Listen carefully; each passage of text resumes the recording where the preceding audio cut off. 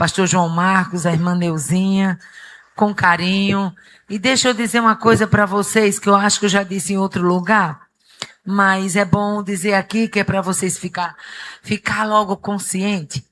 Eu fico tão feliz quando eu posso atender um compromisso em pleno mês de dezembro, mais pertinho, e que eu não tenha que enfrentar aeroporto. Gente, eu venho com uma alegria tão grande quando eu sei que não tem que enfrentar aeroporto. Acredita, pastor? É uma alegria grande. Eu falei isso esses dias lá, acho que foi em Crateús, que a gente teve, foi? Crateús. Gente, Pacajus, muito bem, foi Pacajus. Eu falei, gente, eu estou tão feliz, porque quando meu esposo é quem faz minha agenda. E eu acho que às vezes ele me engana. Porque às vezes eu estou certinha que aquele fim de semana eu estou em casa, ele, não, a gente vai para canto fulano de tal e tal. E eu digo, amor, mas de novo. E ele diz, mas a gente tinha combinado. Bom, às vezes eu lembro dessa combinação, né? Mas às vezes eu confesso que eu não lembro, não. Mas quando ele diz assim, é aqui pertinho, a gente não precisa nem pegar aeroporto. Então, assim, eu fico tão feliz, gente. Muito obrigada, irmã Neuzinha, pelo carinho que recebi logo quando cheguei. Não tenha medo que eu não me assusto, não. Eu fui quem fiquei com medo de ter lhe desapontado, porque você chegou tão alegre. Eu digo, será que eu desapontei a irmã Neuzinha? É porque eu tenho essa cara assim de soldado, mas eu não prendo ninguém, não, sabe? Glória a Deus, aleluia. Amados, antes de entrarmos na mensagem, eu gostaria de avisar que nós temos 3 livros que nos acompanham. Para quem não sabe, Deus me tornou escritora. Não me tornou porque eu quis ser. Eu tenho dito a meu esposo lá em casa, se o povo soubesse o trabalho que dá um livro, né? Não é brincadeira, gente, não é brincadeira. São noites de frente para o computador, horas de oração e a gente clamando a Deus. E a inspiração é uma coisa tão interessante que quando ela vem, você tem que pôr aquilo ali e anotar, porque senão passa. A inspiração de Deus é uma coisa incrível. Às vezes você está dormindo e Deus acorda você com aquele texto, aquele tema, aquele encaixe, enfim. Mas o Senhor tinha me feito uma promessa. E eu sei que eu estou diante de uma igreja que crê nas promessas de Deus. O Senhor tinha me dito que me levaria pelo caminho da escrita. E o Senhor me levou. E não demorou muito. O Senhor falou isso comigo. E antes de 6 meses eu recebi uma ligação. Eu já vi escritor procurar editora. Mas editora procurar escritor, eu sou a primeira que pelo menos que eu saiba. Né? Pode ser que tenha outros, não estou dizendo que não tem. Eu já vi escritor procurar a editora, mas a editora ligar e procurar o escritor só quando Deus quer mesmo, né, meu filho? E aí recebi uma ligação da editora. Na época, nós começamos pela editora Autor da Fé, ali em São Paulo, e eles dizendo, olha, a gente tem interesse de transformar a sua ministração em livro. E a gente quer dizer para a senhora que esse é o nosso primeiro contato, mas a senhora escolhe qual é a ministração, a senhora fica à vontade. E eu nem me lembrava da promessa, olha, fui logo descartando, fui logo dizendo assim, não, moço, esse homem aqui, ele tem um jeitinho bonzinho, caladinho assim, mas eu dou tanto trabalho para ele, você não tem ideia, né? Porque tem umas coisas que Deus faz assim na minha vida, irmãos, que é Deus e ele me empurrando, porque senão eu ficava lá naquele meu cantinho, sabe?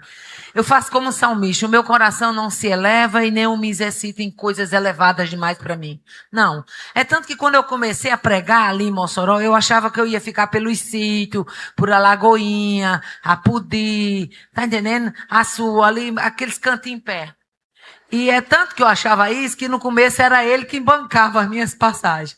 Aí quando Deus começou a esticar o caminho, ele disse, minha filha, você começa a falar com os pastores, porque já estava faltando o din-din para poder a gente ir, né, irmão? E aí, eu dou um trabalho a ele, em que sentido, irmãos? Quando foi para mim lançar o meu primeiro DVD, eu tinha um CDzinho. Eu comecei com fita cassete, gravando o testemunho da cura da depressão que Deus fez na minha vida. E aí, chegava nos congressos e as fitas cassete voavam. Gente, eu fiz uma coisa que na época, no ano de 98, a primeira vez que eu fui em Santos, São Paulo, eu fiz uma coisa que parecia loucura, mas eu fiz. Eu levei 400 fitas cassete. Meu pastor Martim, na época, estava construindo a igreja, o templo sede, e eu me lembro que eu fiz um propósito com Deus. Falei, Senhor, eu quero levar essas fitas, e toda a renda dessas fitas vai ser para ajudar na construção do templo sede. E assim foi. E eu fiz, na época, 400 fitas. E levei para um congresso nacional da Igreja de Cristo. Mas só que não era um congresso assim aberto, não. Era um congresso recluso, num hotel. Então, levei 400 fitas. E mães, e essas 400 fitas, Deus fez um mover que eu vendi em 2 manhãs. 2 manhãs. Todo mundo ficou admirado, até eu me admirei também. E aí veio os CDs e quando chegou a época dos DVDs, eu me lembro que DVD era coisa muito cara para você produzir um DVD. E uma noite ele chegou lá em casa e eu estava fazendo a janta. Isso é para as mulheres que trabalham no marido e vocês têm que aguentar, porque vocês também dão trabalho para nós, né? E aí eu me lembro que ele chegou lá em casa, eu estava fazendo a janta, ele olhou para mim e disse, minha filha, tem tanta gente procurando DVD seu lá na loja. O povo ia na loja, no comérciozinho que a gente tinha, comprar meu material. E eu disse, mas menina, conversa essa, DVD? Ele, sim, eu bem gorda, 123 quilos. Aí eu disse, pô, tudo doido para ver a gorda. Não, vai ver não, vai ficar só com a voz. Não, vou gravar não. Conversa é essa, rapaz? Eu lá vou gravar DVD, foi assim ou não foi? Eu lá vou gravar DVD é caro. É dinheiro, é investimento. Eu podia gravar um DVD se eu visse Deus trabalhar por mim na terra. Pronto. Disse isso, era 7 horas da noite. 11 horas da noite o telefone toca. Era um irmão lá de Natal, irmão jesuíno. Ele me chama de mãe. Até hoje nasceu uma amizade. Desde essa época ele me chama de mãe. E ele tinha me visto pregando em Neópolis, numa congregação lá em Natal. E ele ligou e disse, olha, meu nome é Jesuíno, se identificou, eu não conhecia ele assim. Ele disse, olha, Deus mandou eu produzir o DVD da senhora.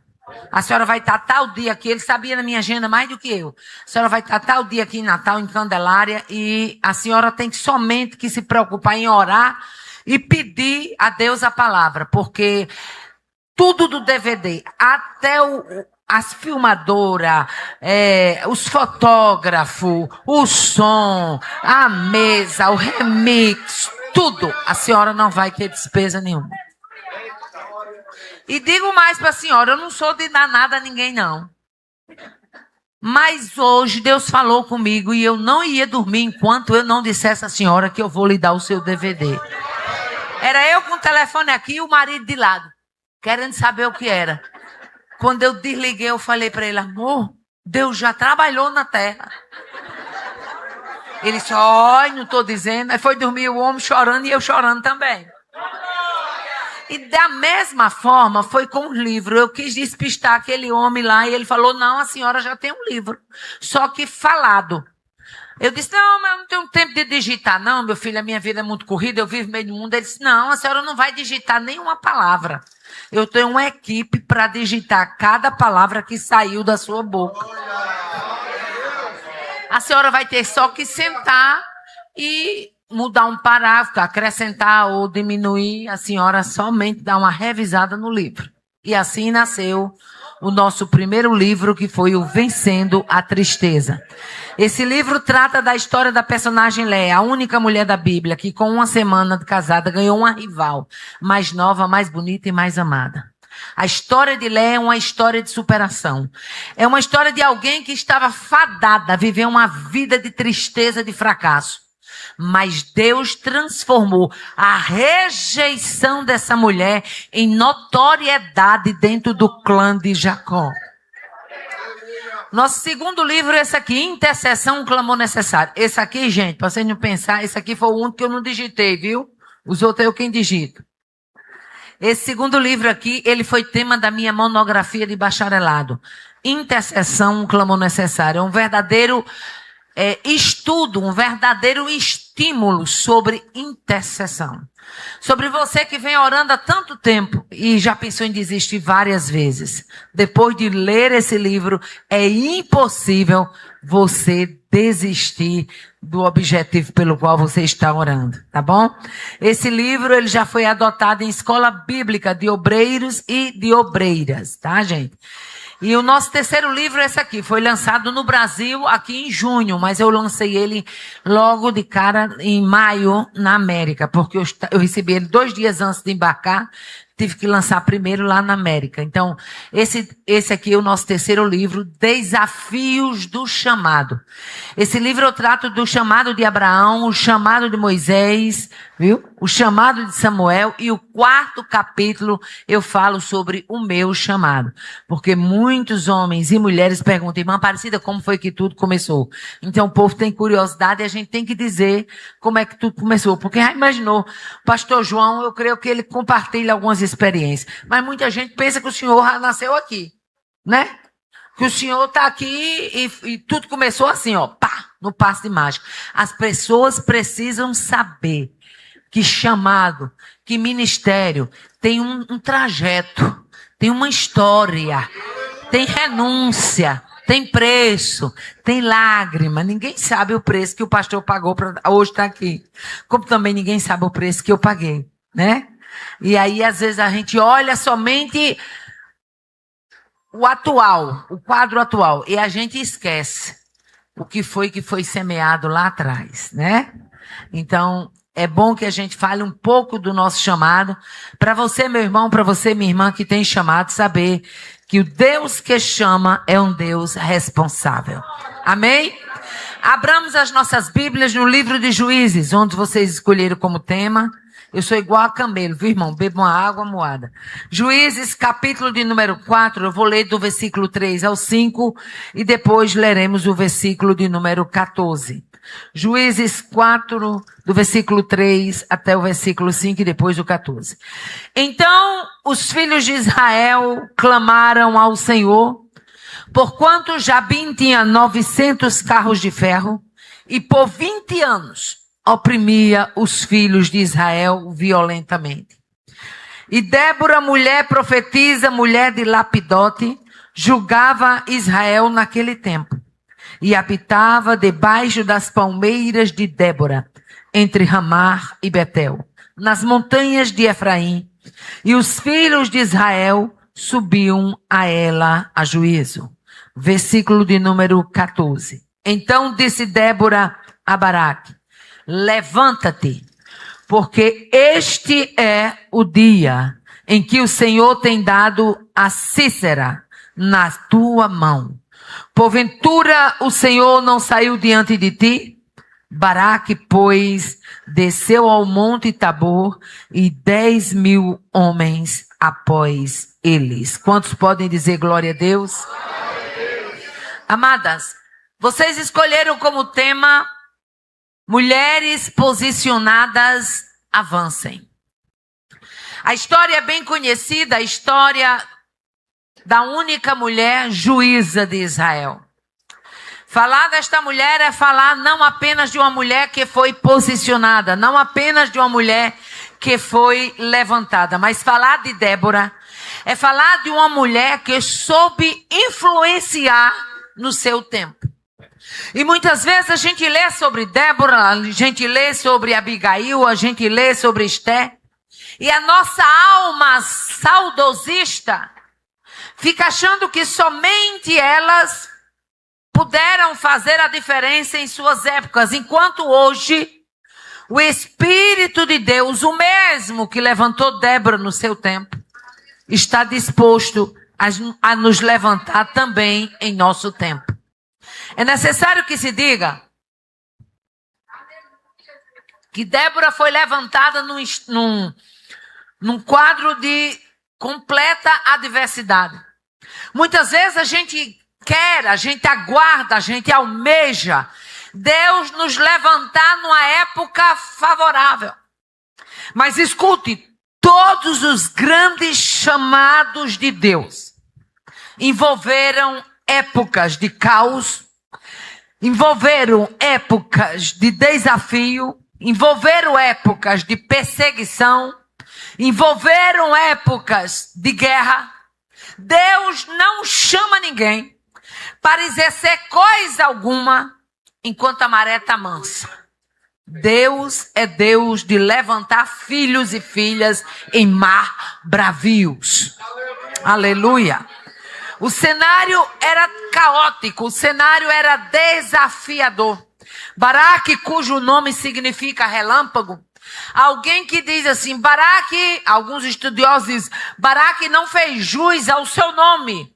Pois apesar do nome representar relâmpago, ele agiu como uma calmaria.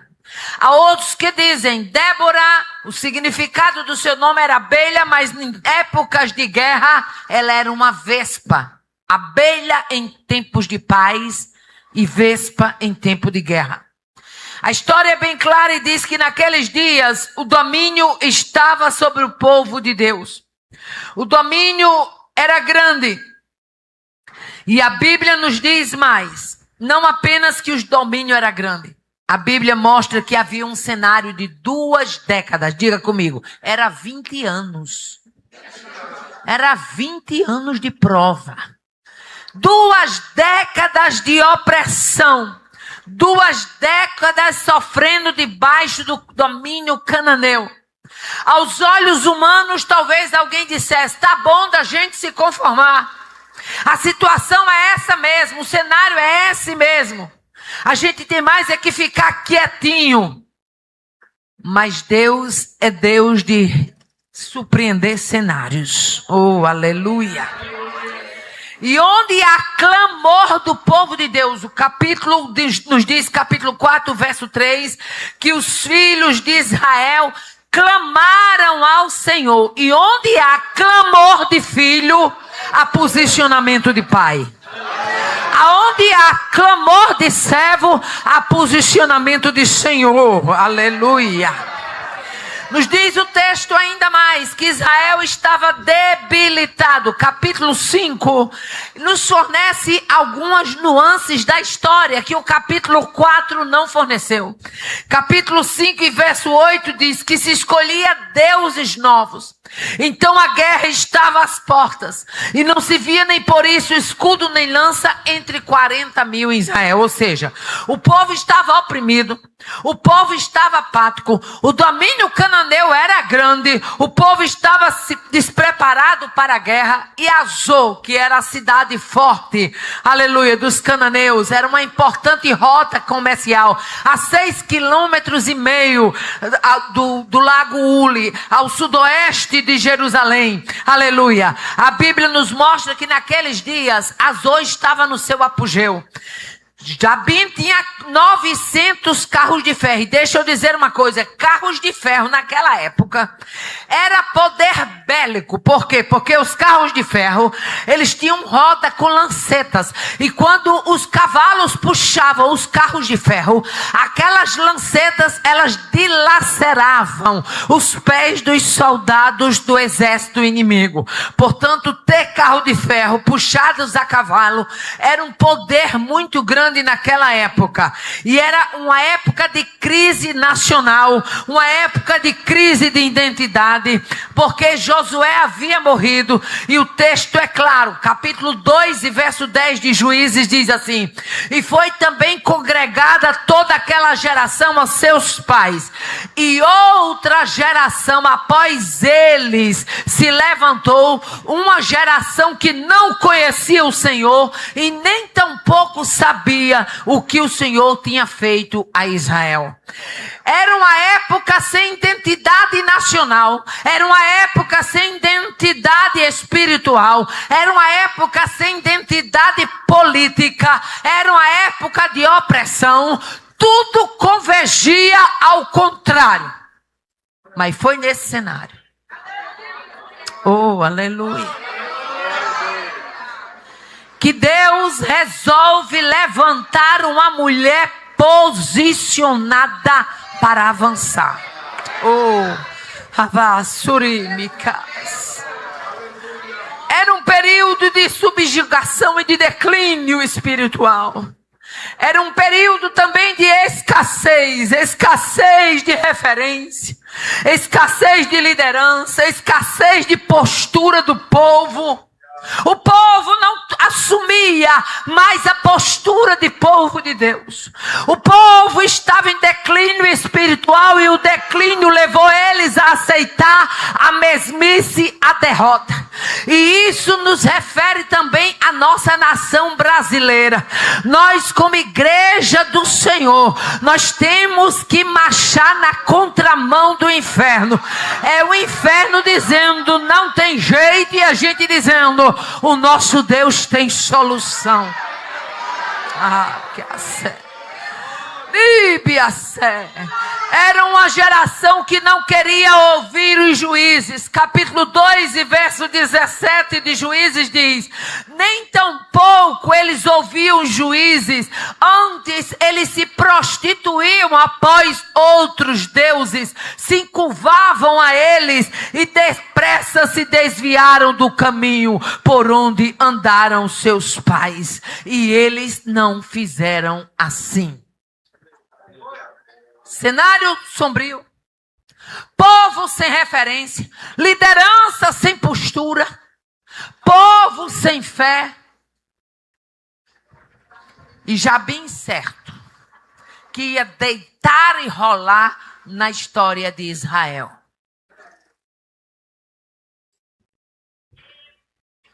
Já bem certo que decretaria a falência de Israel. Mas nesta noite eu ganho graça e autoridade de Deus para dizer: todas as vezes que o inferno pensar que ele tem o veredito contra o povo de Deus, haverá um Deus disposto a surpreender a sua igreja. Haverá um Deus disposto a surpreender o seu povo. É nesse cenário que Deus resolve levantar uma mulher. E não era uma mulher que estava dentro do palácio. Era uma mulher comum. Era uma mulher até então sem tanta notoriedade, apesar de ser juíza. Era uma mulher na simplicidade, atendendo debaixo das palmeiras entre Ramá e Betel. Oh, aleluia! Mas era uma mulher posicionada e revestida para a batalha.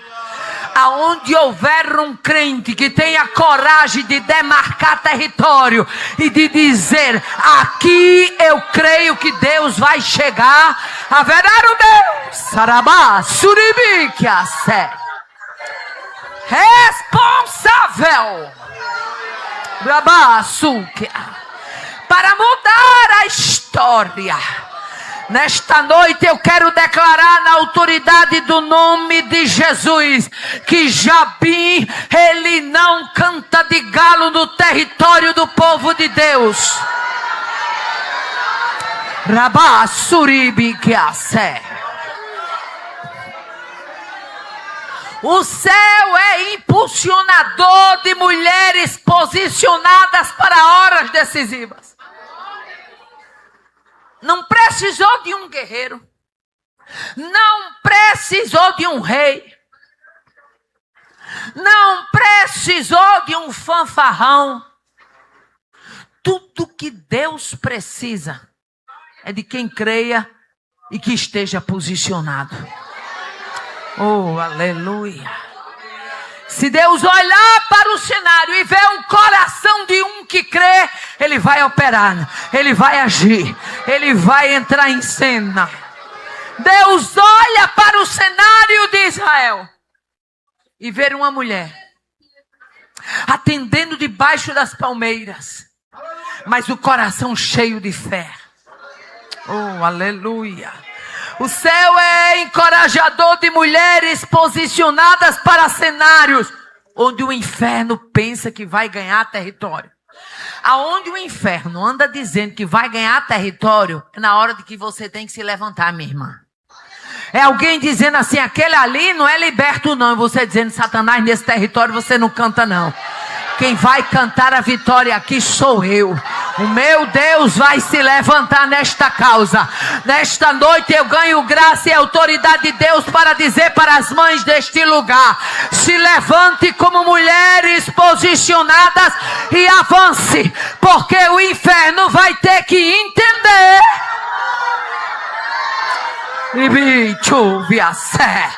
que há alguém disposto para bater continência e deixar o general assumir a tropa.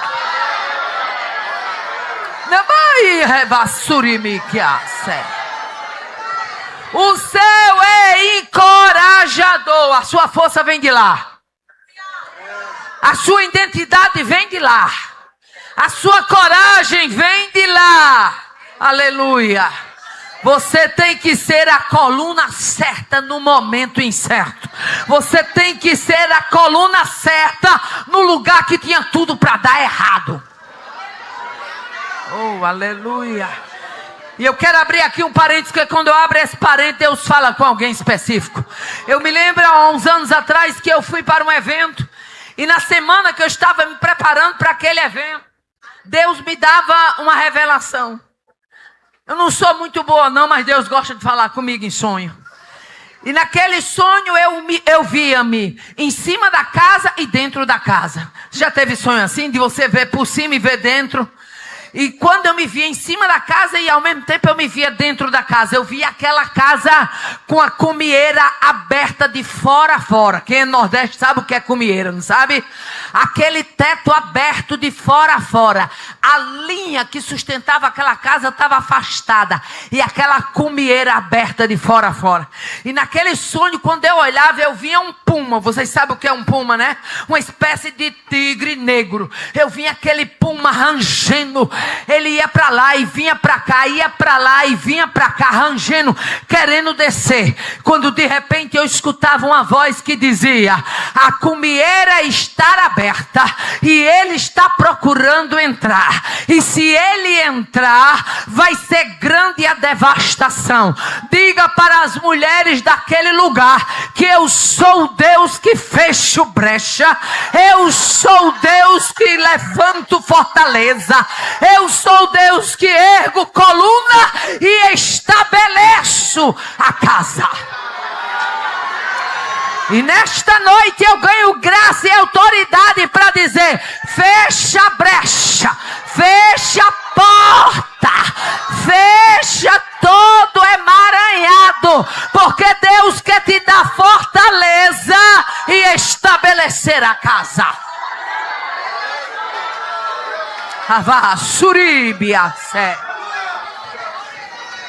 O inferno diz que você tem que se conformar. Satanás já canta de galo e diz que essa vitória você não tem. Mas nesta noite, como embaixatriz do céu, na autoridade do nome de Jesus, eu ganho graça e autoridade para dizer: aguarde, porque o dedo do ponto final está chegando. E quando esse dedo entra em cena, a marcha ré do inferno é engatada.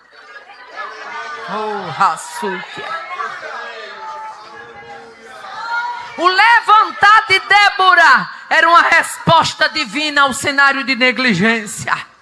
Aleluia. O levantar de Débora era uma resposta divina para a desobediência do povo e também para a ausência dos líderes. O levantar de Débora era Deus encorajando alguém que aos olhos de muitos era improvável. Aleluia. Mulheres posicionadas, aleluia, na causa do mestre. Elas viram referência e elas fazem o diferencial em suas épocas. É nas horas sombrias que Deus levanta homens e mulheres para ser o diferencial. Era a quarta e a única juíza de Israel.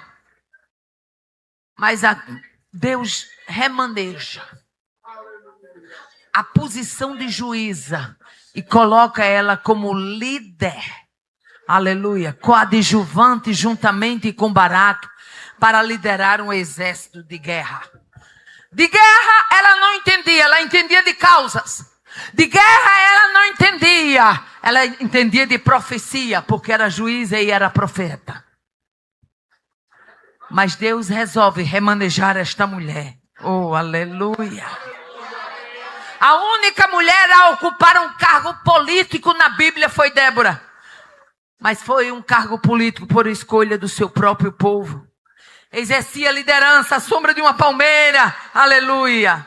E aí alguém olha e diz, meu Deus, não era alguém que Deus queria escolher. Era uma líder debaixo da palmeira. Mas quem diz que Deus, quando levanta alguém para liderar, Ele vai levantar em cima do meu padrão ou do seu padrão? Deus tem uma régua que só Ele tem. Ele tem um padrão que só Ele mede. Aleluia. Quando foi chamar Davi, aleluia, muita gente chegou na mesa. Mas Samuel diz, manda chamar o moço, porque não nos assentaremos à mesa enquanto ele não chegar. Alguém que Deus está levantando para sentar na mesa, que aos olhos de muitos não é visto, não é lembrado, não é sequer cogitado. Oh, aleluia. Glória a Deus. Mas essa mulher começa a mostrar habilidades do céu. Aleluia. Por quê? Porque Deus, quando levanta, Ele se responsabiliza. Ele habilita, Ele fortalece. Ela foi mediadora, ela foi conselheira, ela foi consultora da tropa. Aleluia. Capítulo 4, versos 6 e 7 diz, enviou ela e chamou a Baraque, filho de Abinoão, e diz, porventura o Deus de Israel não te deu uma ordem? Vai, atrai ao monte de Tabor e toma contigo 10.000 homens das tribos de Naftali e de Zebulon, e atrairei para o ribeiro de Quizon a Cícera e capitão do exército de Jabim com seus carros e com a sua multidão, e o darei na tua mão. Era Deus falando pela boca de Débora para Baraque. Se levante, Deus já saiu na sua frente. Se levante, saia do marasmo, Deus já saiu na sua frente. Se levante, se encoraje, Deus já saiu na sua dianteira. Vou levar o povo para a beira do Quizon e você vai ver o que Deus vai fazer na beira do ribeiro. Aleluia. Deus vai entregar esse exército na tua mão. Oh, aleluia. Tudo que Deus precisa é de um crente que tem a veinha de doido. Sabe? Porque você achar, meu filho, que você que não tinha espada, escudo nem lança, vai ganhar uma guerra com um exército armado até os dentes, com 900 carros de ferro. O que era isso? Veia de doido. E Deus opera com um crente que tem veinha de doido. Mas não é doido para sair lançando mal, fazendo mal, jogando pedra, não. É doido para crer. Se Deus falou, eu tô dentro. Loucuras de fé. Sabe qual é o nosso problema? A gente está muito engomadinho. A gente está muito elitizadozinho. Eu ainda sou do tempo de crente que quando faltava pão, ele ia clamar e Jesus mandava. Hoje todo mundo com cartão de crédito, nem que não possa mais crer no cartão. Mas os crentes dos primórdios oravam e Deus mandava. Orava e Deus supria. O que é que eles tinham que nós não temos? Veia de doido. Eles criam que Jesus curava quando alguém estava enfermo na casa. Eles criam que Jesus mandava pão quando faltava comida no armário. Precisamos resgatar isso. Israel estava sem referência. Aí Deus levanta uma mulher chamada Débora com referência o suficiente para dizer, vamos para a beira do ribeiro. E Deus vai mostrar que Ele é Deus lá. Oh, aleluia. Aleluia. Quando ela foi chamada para liderar, ela se dispôs. Aleluia. Planejou, dirigiu, delegou, consultou, arrumou. Aleluia. Ela chega no capítulo 5 e diz assim, ouvi, reis, dai ouvido, príncipes, e eu cantarei ao Senhor e salmodiarei ao Senhor, Deus de Israel. Escuta aqui, reis. Escuta aqui, príncipe. Vai ter festa no arraial. Eu vou salmodiar. Eu vou cantar ao Senhor. Aleluia. Glória a Deus. Eu vou tirar a minha harpa do salgueiro. Eu vou retumbar em glória. Uma mulher decidida, uma mulher patriota, uma mulher encorajada, uma mulher posicionada, uma mulher animada, uma mulher confiante em Deus. É muito bom você lutar com gente confiante em Deus. Gente confiante em Deus, quando forma a equipe, sempre tem aquelas mais confiantes. Sempre tem aquelas que são verdadeira marcha de primeira. Mas também tem a ré. Vamos fazer. Não vai dar certo não. O que é isso? Uma ré. Vamos fazer tal dia. Não vai dar não, irmão. O que é isso? Uma ré. Mas, irmã, eu estou achando que vai dar. Ô, irmã, nesse dia eu acho que vai chover. É em pleno mês de dezembro. Arruma chuva, arruma impedimento, arruma de escassez, arruma dificuldade. Mas uma mulher encorajada diz, tu vai? A outra diz, vou. Tu tá crendo? Tô. Tu tem coragem? Tenho. Vamos arregaçar as mangas? Vamos. Oh, aleluia. Glória a Deus. Aleluia. Aleluia. A Bíblia nos diz o verso 9 e 10, que ela diz, e disse ela, certamente irei contigo, porém não será tua a honra pelo caminho que levas, porque a mão de uma mulher o Senhor venderá a Sísera. Débora, pois, se levantou e partiu com Baraque para Quedes. Aleluia. Ela não só apenas encoraja, mas ela diz, Deus vai levantar uma mulher aí. E quem lê o texto pensa que ela estava falando dela mesma. Não, ela estava falando de Jael, mulher de Ebel Queneu. Aquela que tinha um martelo e uma estaca. Olha, Deus entregar um capitão na mão de uma mulher só com um martelo e uma estaca. Eu não admiro que tem gente aqui que tem medo, não. Porque Deus, quando quer fazer, Ele faz. Jamais os cananeus imaginaram. Jamais eles imaginaram que um homem do porte de Sísera ia cair com um martelo e uma estaca. Mas, irmão, quando Deus quer dar vitória, Deus dá com o sopro da sua narina abrir o mar. Deus dá com zipe fechando boca de leão. Deus dá com chuva, como Ele fez no Ribeiro. Deus dá com fogo, como Ele fez no Carmelo. Aleluia. Quando Deus quer dar vitória, Ele cria a situação, Ele desenha a cena, Ele bate o veredito e Ele assina a liberação da vitória. Oh, aleluia. A mensagem de Débora era uma mensagem simples. Era uma convocação de 10 mil homens das tribos de Zebulon e Naftali. Havia uma promessa de vitória em um lugar da batalha. Qual era a promessa? O ribeiro de Quizion.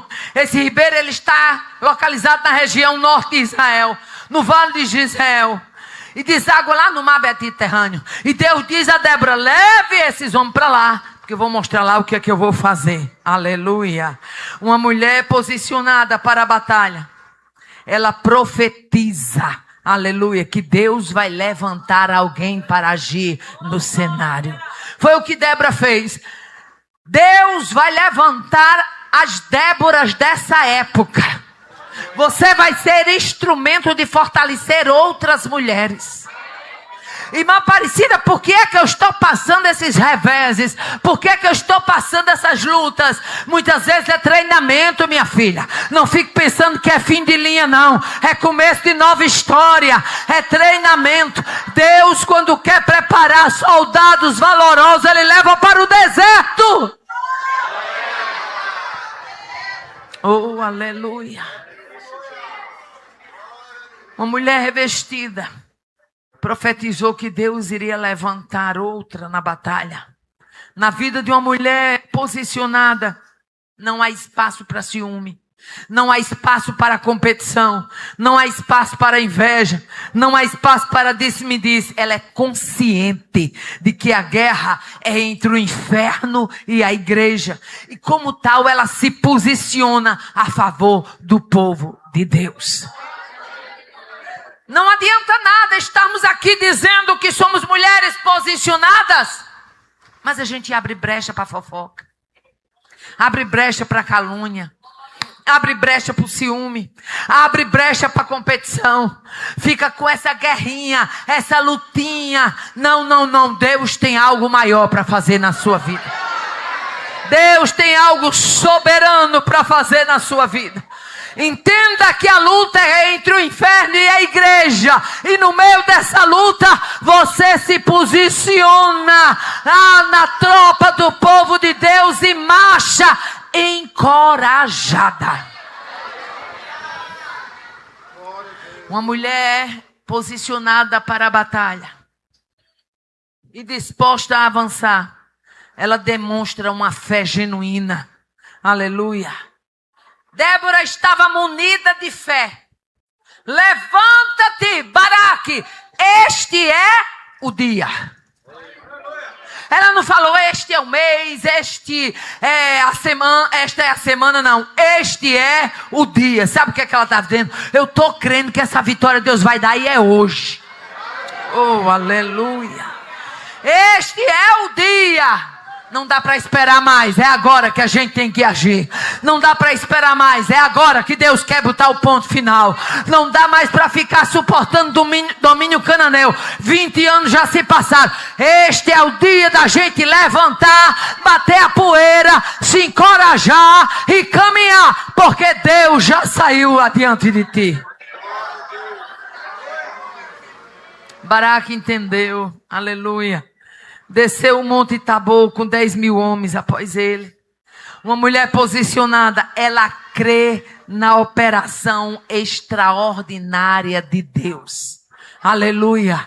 Se nessa noite fôssemos dar oportunidade para as mulheres aqui, bem como para os homens também, quantos testemunhos nós ouviríamos aqui?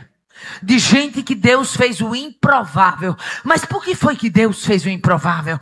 Por que foi que Deus entrou no cenário? Porque alguém exercitou uma fé extraordinária em Deus. Aleluia. Capítulo 4, verso 15 diz: o Senhor derrotou a Císera e a todos os seus carros, a todo o seu exército ao fio da espada diante de Baraque. E Císera desceu o seu carro e fugiu a pé. Mas tinha 900 carros de fé, fugiu a pé. Mas não era 900 carros de pé, mas vai embora a pé. Oh, aleluia. Porque quando Deus resolve entrar no cenário, nada o intimida. Eu vou repetir porque Deus está me dando graça e autoridade. Quando Deus resolve entrar no cenário, nada o intimida. Não tem grande, o grande é Ele. Não tem forte, o forte é Ele. Não tem potente, o potente é Ele. Não tem poderoso, o poderoso é Ele. Não tem quem possa, quem pode é Ele. Ah, surimicho. E piacé. Mas o camarada tinha 900 carros de fé, tinha. Mas Deus quis encabular. Quis humilhar. Eu não vou deixar nem sair de carona de carro. Você vai a pé. Ah, sobre a sé.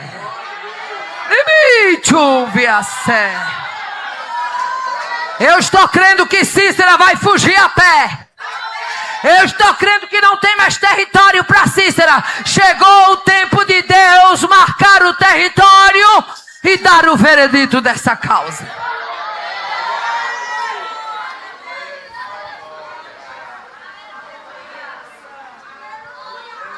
O texto é tão bonito que no capítulo 4, verso 23 diz: Assim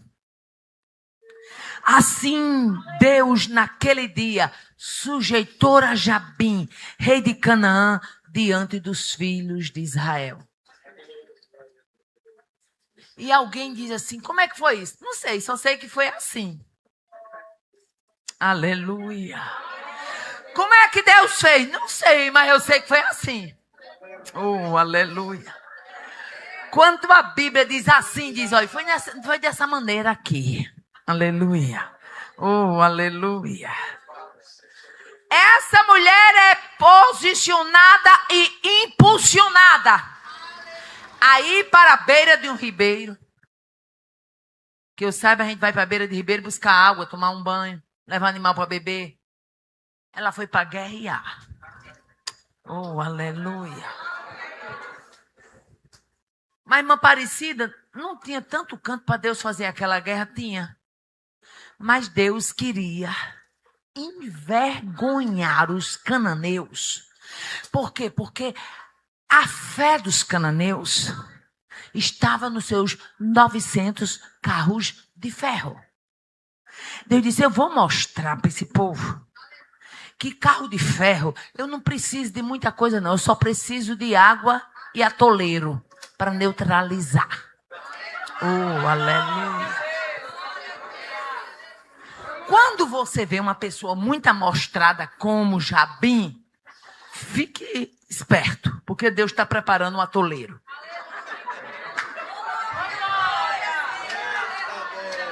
Ah, Surimi, Jeová, Diokoma Navasé. Quando a gente chega no capítulo 5, porque o capítulo 5, eu digo a vocês, o 4 é bonito, mas o 5 é extraordinariamente belo. Por quê? Porque o capítulo 5, o Cântico de Débora, é o que dá detalhes da batalha que o capítulo 4 não forneceu. Quando chega no louvor de Débora, neste cântico, nós conhecemos os detalhes da grandeza de Deus nessa batalha. Você está achando que anos de luta, Deus vai fazer uma coisa sem graça, michuruca, uma coisa que você conta e o povo nem glorifica? Não, minha filha, dá licença. Depois de 20 anos de espera, Deus faz na competência. Ele faz na soberania. Ele faz na atitude de quem sabe fazer bem feito. Oh, aleluia. Deus vai colocar um testemunho novo na sua boca, numa destreza, numa habilidade, numa maestria tão grande que tem gente que vai dizer assim, vai contar lá na minha congregação, porque foi coisa grande. Oh, aleluia. Glória a Deus, aleluia. Os cânticos, eles eram redigidos para celebrar vitórias nacionais. E Débora sabia que cântico tem tudo a ver com vitória nacional. E essa era uma vitória, não de Débora, não de Baraque, não da tribo de Zebulon, não da tribo de Naftali. Essa era uma vitória nacional. Aleluia. E este cântico, ele é um dos mais antigos da literatura bíblica. Débora conhecia a lei e ela coloca partes da lei no seu cântico. Ela colocou palavras de condução do povo no deserto. Deuteronômio 33:2 está no cântico de Débora. Aleluia. E o que é que o cântico de Débora nos mostra, irmã Aparecida? Primeira coisa, o cântico de Débora nos mostra que o sobrenatural de Deus entra em cena quando alguém resolve crer no poder dele.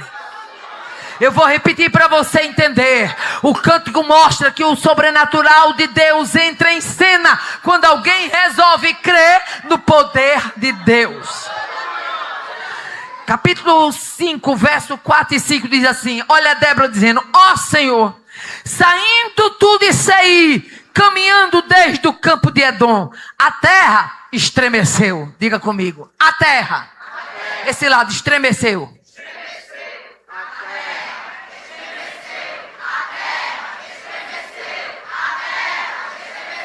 Aí ela continua, ela diz, os céus gotejaram. Diga os céus.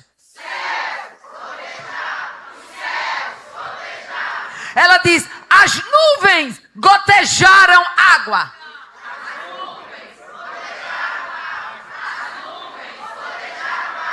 Os montes se derreteram. diante do Senhor e até o Sinai diante do Deus de Israel. Observe os sinais. Ela diz: terra com ele estremece, céu goteja, nuvens ficam gotejando e carregadas de água, montes se derretem quando ele resolve sair para dar vitória ao seu povo.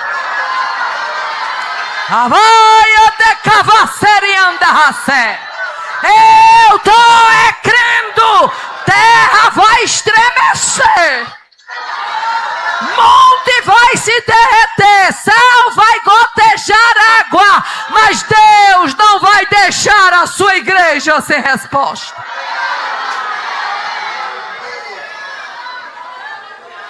O que mais o cântico mostra? Primeiro, ela começa a mostrar que houve um sobrenatural de Deus. O que mais o cântico mostra? O cântico mostra os moradores das aldeias se refugiando nas cidades. Capítulo 5, versos 6 e 7, ela diz: nos dias de Sangar, filho de Anate, nos dias de Jael, cessaram os caminhos de se percorrerem. Os que andavam por veredas iam por caminhos torcidos. Cessaram as aldeias em Israel, cessaram, até que eu, Débora, me levantei, por mãe em Israel, me levantei. Aleluia. O povo estava sentindo-se desprotegido. O povo estava sentindo-se esquecido. Mas debaixo das palmeiras, entre Ramá e Betel, Deus olhou e viu uma mulher posicionada e disse: eu investi nela, ela tem coragem para avançar. Oh, aleluia. E agora eu pergunto para você: se Deus investir, tem coragem para avançar?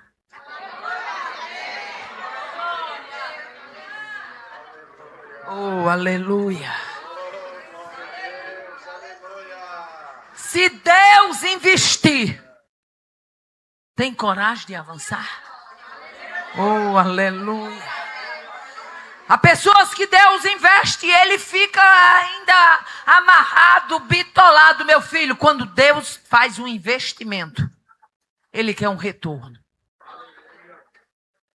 E o melhor retorno para Deus é alguém encorajado, habilitado, posicionado para dizer: Senhor, se tu for na minha frente, eu vou. Oh, aleluia. O que mais o cântico nos mostra? Que a idolatria naqueles dias de Débora estava agravada. O povo estava despreparado para a guerra e estava envolvido com a idolatria. Verso 8 do capítulo 5 diz: e se escolhia deuses novos, logo a guerra estava às portas. Via por isso escudo ou lança entre 40.000 em Israel. O povo estava alheio à guerra. E aqui eu abro um parênteses. Tem um tipo de crente, meu filho, que é o cenário sendo desenhado de luta, de caos, de dificuldade. E ele parece Alice no País das Maravilhas. Não ora, não jejuma, não lê Bíblia, não cultua, não canta, não adora. Ele quer sombra e água fresca. Deus, para a última hora da igreja, ele quer contar com crentes posicionados. Não dá para estar alheio à guerra. A guerra está travada. O que mais o cântico nos mostra? O esquadrão de elite de Deus é formado por coração voluntário. Oh, aleluia. Versículo 9 do capítulo 5 diz: meu coração, olha o que é que Débora diz: meu coração é para os legisladores de Israel, que voluntariamente se oferecerem entre o povo. Louvai ao Senhor. Deus estava contando com corações voluntários. Tem muita gente que se acha habilitado, se acha importante, se acha que sabe, mas não é voluntário. Aí Deus pega aquele que acha que não sabe de nada, aquele que está achando que ele não presta para muita coisa. Aí Deus disse: é nesse aqui, é nessa aqui que eu vou investir, vou fazer um projeto. Oh, aleluia. O que mais o cântico de Débora nos mostra? Um convite para contar as grandezas de Deus. Aleluia. Ela faz um convite no capítulo 5, verso 10 em diante, você vai ver, verso 10 e verso 11, ela fazendo o convite. Ela diz, vós os que cavalgais em jumentas brancas. Quem era que cavalgava em jumentas brancas? Os príncipes.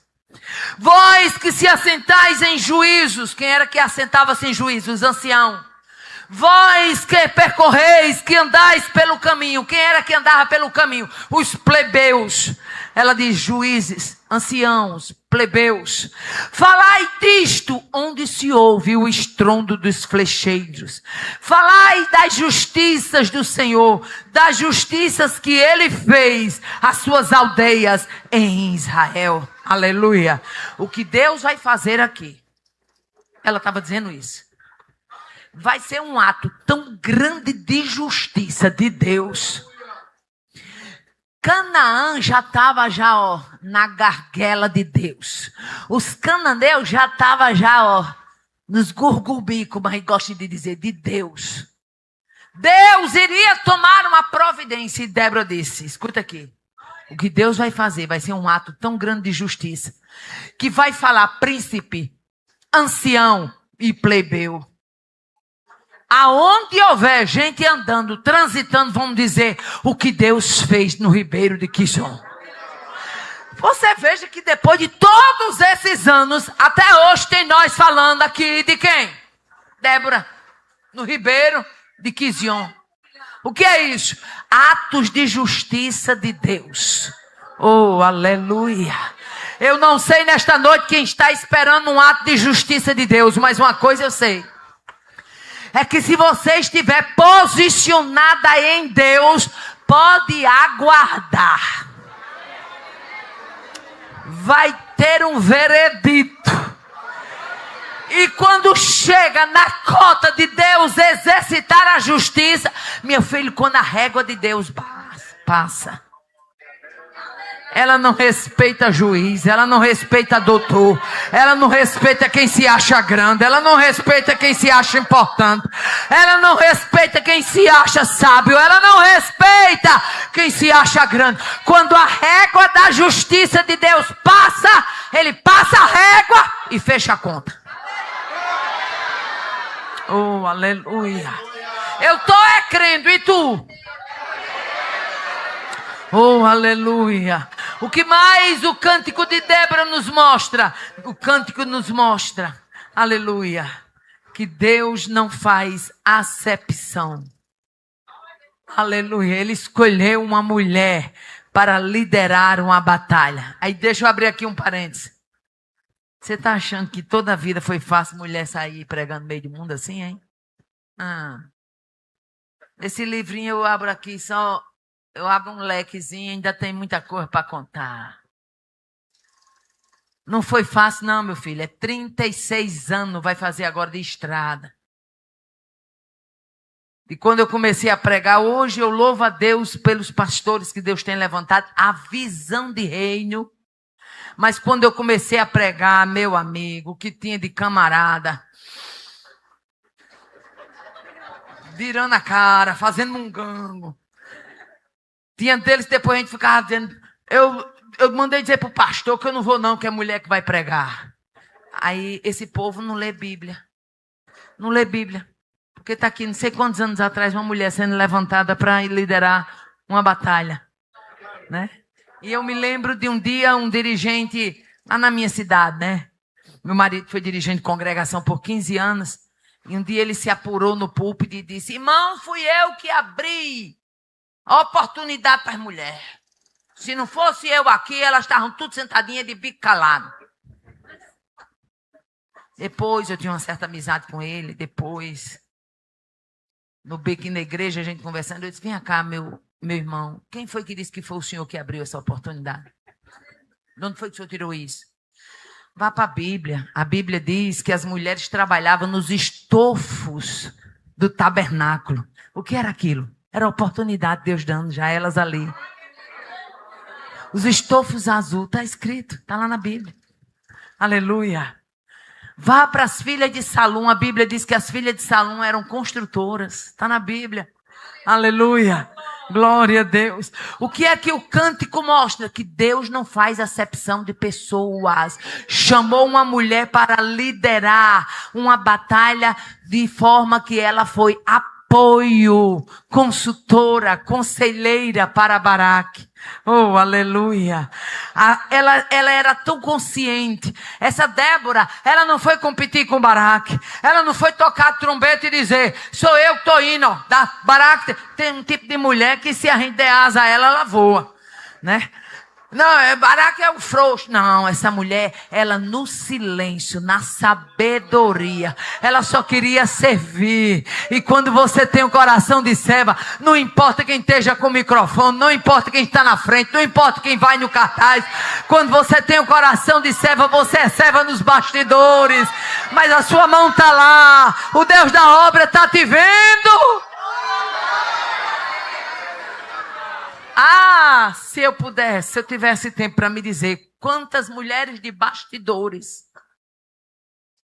me ajudaram. Quantas mulheres dos bastidores me ajudaram. Aquela que cozinhou a minha comida naquele congresso. Aquela que chegou com tanto carinho e eu cheguei, eu vou logo tirando ferro para engomar minha roupa. Ela diz, não, me dê esse prazer, eu quero engomar sua roupa. Aquela que dobrou o joelho e orou por mim, orou pela igreja sem nem me conhecer. Oh, aleluia. O Deus das anônimas não deixa elas passar desapercebidas. Oh, aleluia. Ah, nenhum ministério é próspero se não reconhecer quem estava nos bastidores. Eu quero nesta noite abrir esse parênteses e louvar a Deus por todas as mulheres que nos bastidores têm segurado as pregadoras desta nação. Por todas as mulheres que fazem cantina, que fazem bazar, que pagam preço jejuando, orando, chorando. Vocês são as mulheres que têm levantado esta obra. E nós que estamos aqui pregando, nós estamos porque vocês levantaram e deram-se as mãos para que nós chegássemos até aqui. Oh, aleluia. Débora reconheceu e ela diz assim, então o Senhor me fez dominar sobre os magníficos. Entre o povo que ficou de resto, fez-me o Senhor dominar sobre os valentes.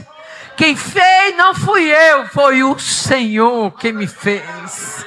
Oh, aleluia. Foi Ele que me fez dirigir essa tropa. Foi Ele que me fez ser levantado nesta guerra. Foi Ele que me fez caminhar para Ribeiro de Quizon. Foi Ele que me deu coragem para encorajar a Baraque. O que mais o cântico nos mostra? A apatia das tribos que não trabalharam. Você sempre vai encontrar as tribos de Zebulon e Naftali dentro da igreja. Quem é as tribos de Zebulon e Naftali, irmã Aparecida? É aquele ou aquela que quando você diz assim, vamos, eles vamos junto. Mas você também vai encontrar a tribo de Ruben, a tribo de Gileade, a tribo de Dan, a tribo de Azé. Capítulo 5, verso 16 e 17. Débora faz uma denúncia das tribos apáticas. Sabe o que é uma tribo apática? É alguém que em tudo vê dificuldade. Tudo vê dificuldade. Bota dificuldade para tudo. Eu já fui esposa de dirigente de congregação. Eu sei o que eu estou falando. Tem irmã que é uma maravilha. Você diz, vamos, ela diz, vamos junto. Ela bota a mão com você. Mas tem outra que diz, mulher, isso não vai dar certo, não. Mulher, tá vendo que isso vai dar certo. Isso não vai dar certo por isso não vai dar certo por aquilo. Não, mas a gente vai de ônibus. Mulher, este ônibus vai atrasar. Até o atraso do ônibus ela já prevê. Aí Débora denuncia, ela diz, por que ficaste tu entre os currais para ouvir os balidos dos rebanhos nas divisões de Ruben? Olha o que ela diz. Nas divisões de Ruben tiveram grandes esquadrinhações do coração. Ou seja, os rubenitos só ficaram questionando no coração. Aí ela diz, Gileade ficou da além do Jordão. A Gileade é aquela turma que fica olhando de longe. Não quer botar a mão na massa, não. Porque se deteve Dan entre os navios. Azé se assentou nos portos do mar e ficou nas suas ruínas. Azé é aquele tipo que fica sentado, não quer fazer nada, mas no dia da festa quer botar defeito.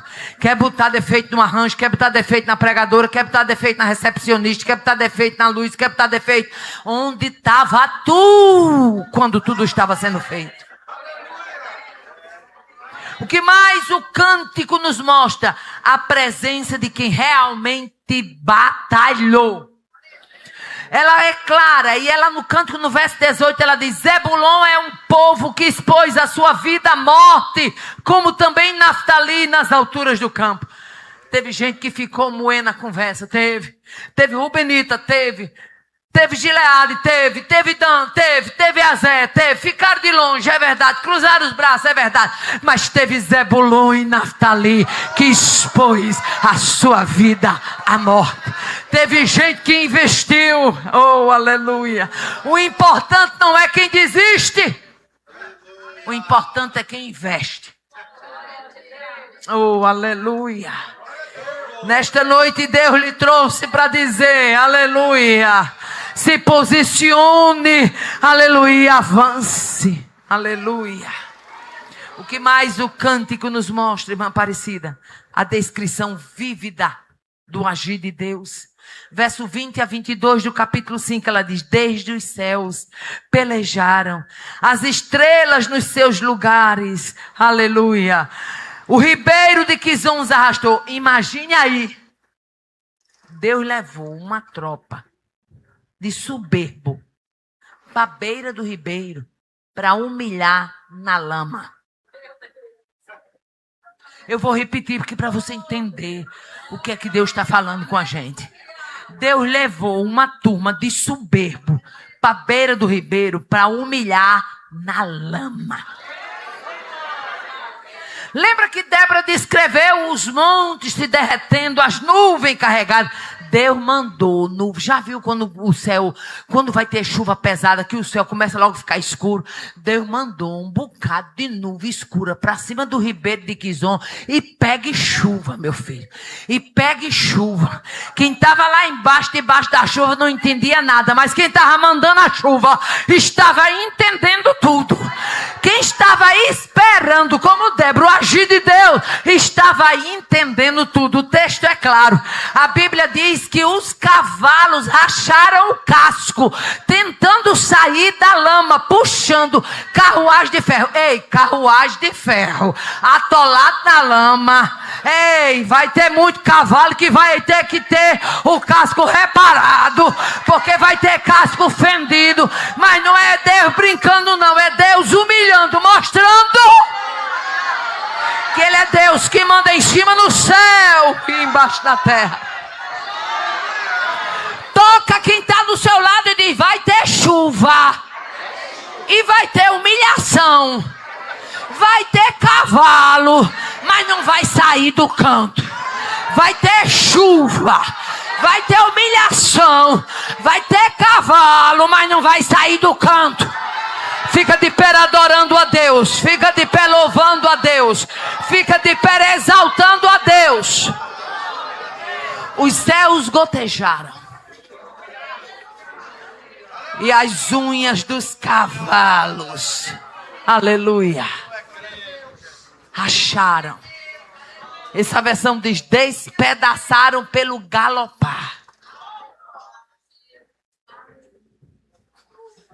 Cavalo tem que entender a posição de cavalo. Porque quando Deus manda, chuva neutraliza cavalo. Quando Deus manda, chuva neutraliza carros de ferro. Nesta noite eu estou lhe convidando para crer comigo.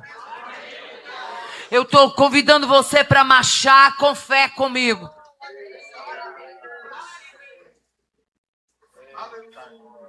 Nós vamos convidar a nossa cantora. Ela vai cantar um hino bem animado. E após esse louvor nós vamos fazer uma oração. Mas eu não saio hoje daqui sem dizer o que Deus está me encorajando.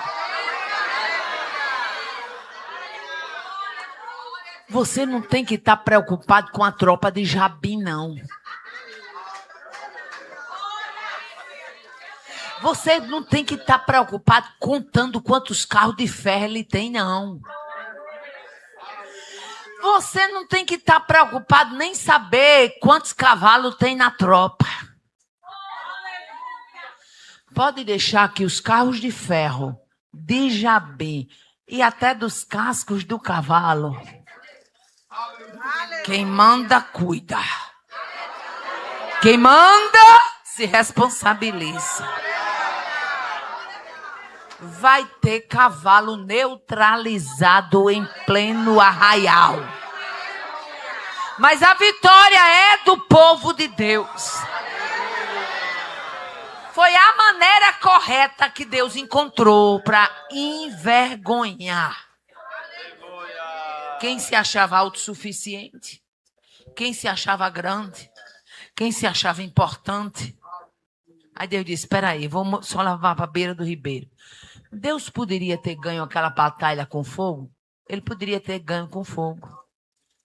A Bíblia mostra Deus derrubando um muro e ganhando uma batalha. Está escrito ou não está? Um muro caiu, matou. A Bíblia diz que matou muito mais com a queda do muro. Morreu mais gente do que com o exército. Mas Deus quis envergonhar com chuva. Pode vir, minha filha. Arranja um microfone aí para ela. Tem outro pronto.